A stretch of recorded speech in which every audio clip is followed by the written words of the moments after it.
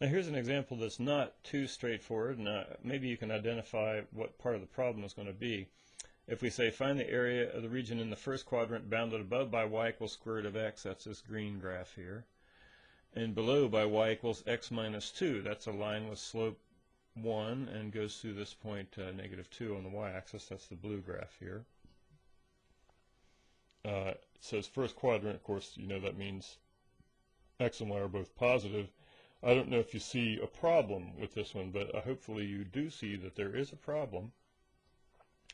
The problem is the upper graph is in both cases square root of x, but the lower graph on this interval is the x-axis, and the lower graph on this interval is the graph of y equals x minus 2.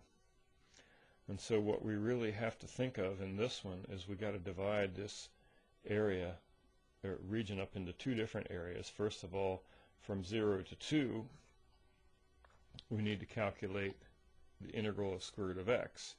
Now, in between 2 and 4, by the way, that's something you could have done in Calculus 1, but between 2 and 4, we need the upper minus the lower in this part right here. So the upper is square root of x, the lower is x minus 2, and we have to subtract that from the upper.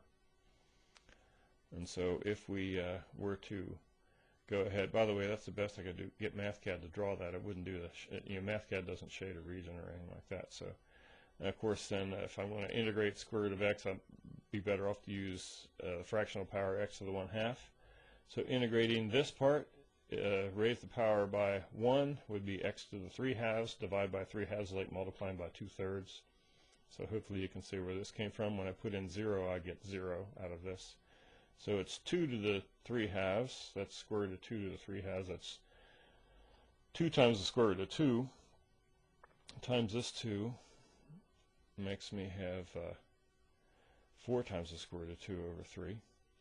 And then hopefully, so you can see where I got that part. And then this part, a little bit more of a challenge. This part you already knew was 2/3 x to the 3/2.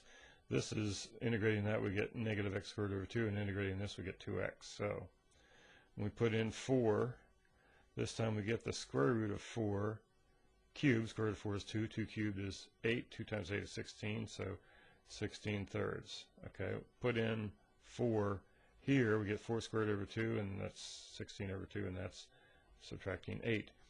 2 times 4 is positive 8, so these two will cancel out, which is kind of a nice thing.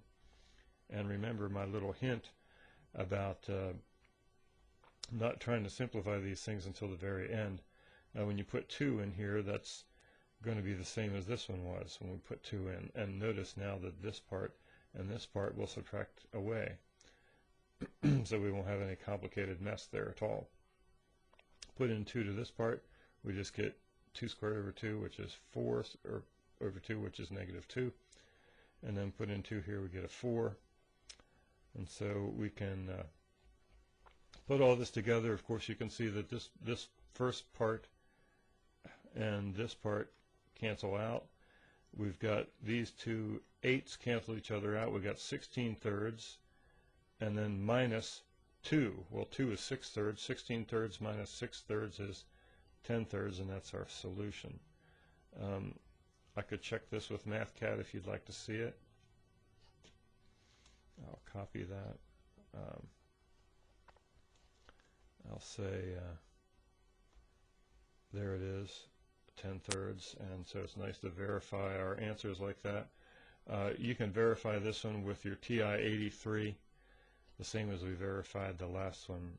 It shouldn't be terribly difficult to get the answer 10/3.